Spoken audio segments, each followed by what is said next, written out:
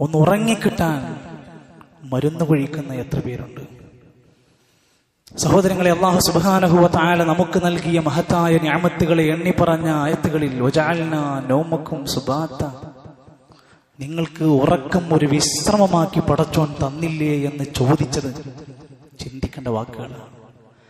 ആ ഉറക്കത്തെ ശരിക്കു പറഞ്ഞാൽ ഇസ്ലാം നിങ്ങൾക്കൊരു വിശ്രമമാക്കി തന്നു എന്ന് പറഞ്ഞപ്പോഴും, ഉറങ്ങിക്കോളൂ എന്ന് പറഞ്ഞപ്പോഴും ചില അദബുകളോടെ മര്യാദയോടുകൂടെ ഉറങ്ങാൻ വേണ്ടി പറഞ്ഞു. വൃത്തിയുള്ളവനാവാൻ, തഹൂറാകാൻ, വുളു ഉണ്ടാക്കാൻ, വിരിപ്പുകൾ കുടയാൻ പറഞ്ഞു. കടങ്ങളോ ബാധ്യതകളോ ഉള്ളവരൊക്കെ ആണെങ്കിൽ ഉറങ്ങുന്നതിന് മുമ്പ് അതൊന്ന് എഴുതി വെക്കണം വസിയത്തുകളിൽ എന്ന് ഹദീസിൽ പറഞ്ഞു. തീയുണ്ടെങ്കിൽ തീ അണച്ചു വെക്കണം, വാതിലുകൾ ബിസ്മി ചൊല്ലി അടക്കണം. ഇസ്ലാമിന്റെ മര്യാദകളാണ്.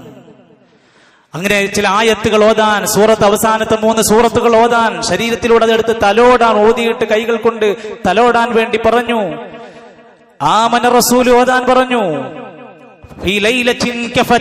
ആമന റസൂൽ ഒരു രാത്രി കിടക്കുമ്പോൾ ഓതിയാൽ അവൻ അത് മതി, അവന് സംരക്ഷണം നൽകാൻ മാത്രമുള്ള കരുത്ത് അതിനുണ്ട്. ഖുൽ യാ അയ്യുഹൽ കാഫിറൂൻ ഓതാൻ പറഞ്ഞു. ഫഇന്നഹാ ബറാഅത്തും മിനശ്ശിർക്ക്, അത് നിനക്ക് ശിർക്കിൽ നിന്ന്, മഹാതിന്മയിൽ നിന്ന് സുരക്ഷ നൽകുന്ന അധ്യായമാണ്. സൂറത്തുൽ മുൽക്ക് ഓതാൻ പറഞ്ഞു. സൂറത്തുൽ മുൽക്ക് മാനിഉം മിൻ അദാബിൽ ഖബർ, ഖബറിന്റെ ശിക്ഷയിൽ നിന്ന് രക്ഷ ലഭിക്കുന്ന അധ്യായമാണെന്ന് പഠിപ്പിച്ചു. ഇങ്ങനെ ആയത്തുകളും സൂറത്തുകളും ഒക്കെ പഠിപ്പിച്ച റസൂലുള്ളാഹി സ്വല്ലല്ലാഹു അലൈഹി വസല്ലം ഒരു പ്രാർത്ഥന ചേർത്ത് പഠിപ്പിച്ച രംഗമതാ ഉമ്മുൽ മുഅ്മിനീൻ ഹഫ്സ റളിയല്ലാഹു അൻഹ പറയുകയാണ്, നബി തന്റെ വിരിപ്പിലേക്ക് അങ്ങ് കിടക്കാൻ പോയി കഴിഞ്ഞാൽ തന്റെ കവിളത വലത് കൈയിലേക്ക് ചേർത്ത് വെച്ചിട്ട് നബി ഇങ്ങനെ 3 പ്രാവശ്യം പ്രാർത്ഥിക്കുമത്രേ. അല്ലാഹുമ്മ ഖിനീ അദാബക യൗമ തബ്അസു ഇബാദക. സുഹൃത്തുക്കളെ, നമ്മുടെ നിത്യജീവിതത്തിൽ വരേണ്ട പ്രാർത്ഥനകളെ ഇന്ന് മറന്നു പോകരുത്, വിസ്മരിക്കരുത്. അല്ലാഹുമ്മ ഖിനീ അദാബക, അല്ലാ നിന്റെ ശിക്ഷയിൽ നിന്ന് ഞങ്ങളെ രക്ഷപ്പെടുത്തണം, എന്നെ രക്ഷപ്പെടുത്തണം എന്ന്. യൗമ തബ്അസു ഇബാദക, നിന്റെ അടിമകളെ ഉയർത്തെഴുന്നേൽക്കുന്ന നാളിൽ. ഹദീസിൽ കാണാം, സലാസ മറാത്തിൻ, 3 തവണ ആവർത്തിച്ചു പറയും. വിശദീകരിച്ച പണ്ഡിതന്മാര് പറയാ, ഒരു പ്രാർത്ഥന സ്വീകരിക്കാനുള്ള ഒരു കാര്യമാണ് അത് 3 തവണ ആവർത്തിച്ചു പറയൽ. ഒരു പ്രധാനപ്പെട്ട ഒരു പ്രാർത്ഥനയാണ്. നമുക്ക് ഇജാബത്ത് വളരെ അത്യാവശ്യമായി വന്നൊരു പ്രാർത്ഥനയാണ്. അത് 3 തവണയായി ആവർത്തിച്ചു പറയൽ ഒരു ഉത്തരം കിട്ടാനുള്ള മാർഗമാണ്. ഇജാബത്തു ദുആഇ വതൗകീദിന് അതൊരു ശക്തിപ്പെടുത്തൽ കൂടെയാണ്. അതുകൊണ്ട് ആ പ്രാർത്ഥന 3 തവണ നബി തങ്ങൾ പറഞ്ഞു. മഹാനായ അനസ് ഇബ്നു മാലിക് റളിയല്ലാഹു അൻഹു പറയാ, നബി തങ്ങൾ വിരിപ്പിലേക്ക് കിടക്കാൻ വേണ്ടി പോയി കഴിഞ്ഞാൽ നബി രാത്രിയിൽ പറയുന്ന ഒരു പ്രാർത്ഥന, അൽഹംദുലില്ലാഹില്ലദീ അത്അമനാ വസഖാനാ വകഫാനാ വകം മിമ്മൻ ലാ കാഫിയ വലാ മുഅ്ബിയ. ഹദീസുകൾ ശരിക്കും വായിക്കണം. അൽഹംദുലില്ലാഹില്ലദീ അത്അമനാ, അല്ലാഹുവേ ഞങ്ങൾക്ക് ഭക്ഷണം നൽകിയ പടച്ചോനെ സർവസ്തുതി. വസഖാനാ, ഞങ്ങളെ കുടിപ്പിച്ചവനെ നിനക്ക് സ്തുതി. വകഫാനാ, ഞങ്ങൾക്ക് മതിയായതൊക്കെ തന്നവനെ. വആവാനാ, ഞങ്ങൾക്ക് അഭയം നൽകിയ പടച്ചോനെ. ഈ നാട്ടിൽ എത്ര ആൾക്കാർ ഭക്ഷണമില്ലാതെ, വെള്ളമില്ലാതെ, അഭയമില്ലാതെ, കൂരകളില്ലാതെ ഉറങ്ങുമ്പോഴും ഞാൻ ഇന്ന് ഈ കട്ടിൽ സുഖമായി കിടക്കുകയാണെന്ന പ്രാർത്ഥനന്റെ ലാസ്റ്റ് വരി നോക്ക്. എന്നിട്ട് നബി പറഞ്ഞത്, ഫകം മിമ്മൻ ലാ കാഫിയ ലഹു വലാ മുഅ്വിയ. അല്ലാ, എത്ര പേരുണ്ട് മതിയായ ജീവിത സാഹചര്യമില്ലാത്തവരും അഭയസ്ഥാനമില്ലാത്തവരും എത്ര പേരുണ്ടല്ലാ. അതിൽ നിന്നൊക്കെ മാറി എന്നെ നീ രക്ഷപ്പെടുത്തിയല്ലോ. ചിന്തിക്കണം.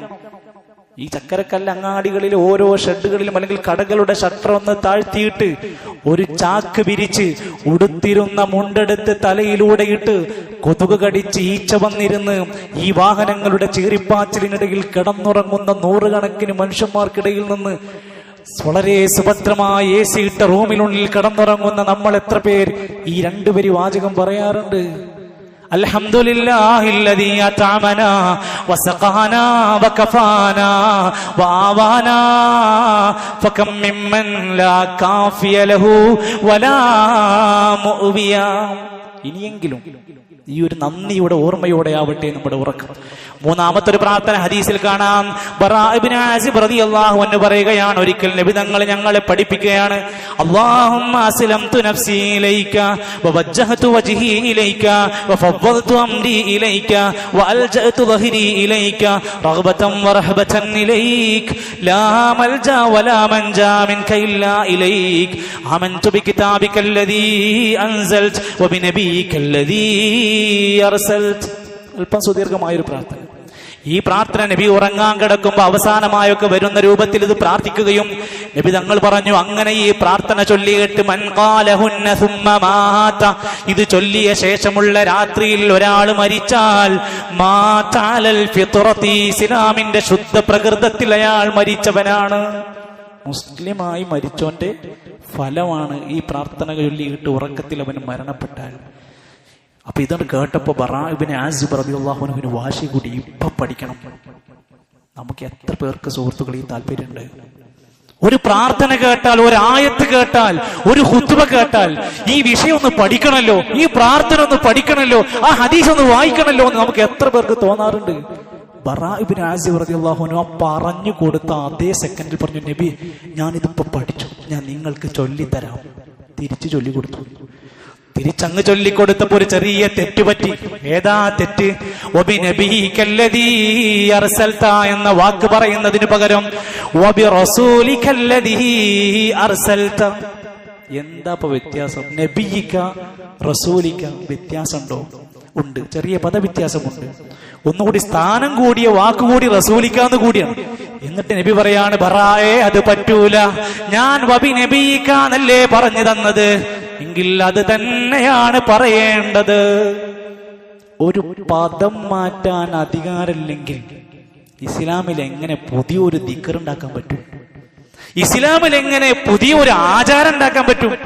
ഇസ്ലാമിൽ എങ്ങനെ പുതിയൊരു നിസ്കാരം ഉണ്ടാക്കാൻ പറ്റും? പാടില്ല. ഒരു പദം പോലും മാറ്റി പറഞ്ഞപ്പോ പാടില്ല. ബറായെ വബിനബിയികല്ലദീ എന്ന് പഠിപ്പിച്ചു വെക്കും. ഓരോ പ്രാർത്ഥനകളും നമുക്ക് നൽകുന്നത് ഒരുപാട് ഗുണപാഠങ്ങളാണ്. നമ്മുടെ കുട്ടികളടക്കം ജീവിതത്തിൽ ചെറുപ്രായം മുതൽ ദിക്റുകളും പ്രാർത്ഥനകളും ശീലമാക്കണം.